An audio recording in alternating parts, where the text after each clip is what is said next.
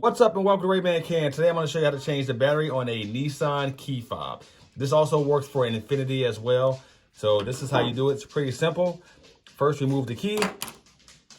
This part right here, as you can see, there's like a little indentation. Use a flathead screwdriver. If you don't have one, you can also use a credit card. That also works as well. Kind of easily just pry that in there. Very gently. Don't go too hard because you don't want to damage the components inside. As you can see, I kind of got like a little indentation there. Now I'm going to stick the screwdriver along the sides. And now I'm going to just pry it open, just like that. There's our battery right there. I'm going to go ahead and pop that out. You don't necessarily need a screwdriver for this, but you know, I got it right here, so I'm going to use this, but you can use your nail. Put the new battery in. And then put it back together. Just a simple snap. Replace the key.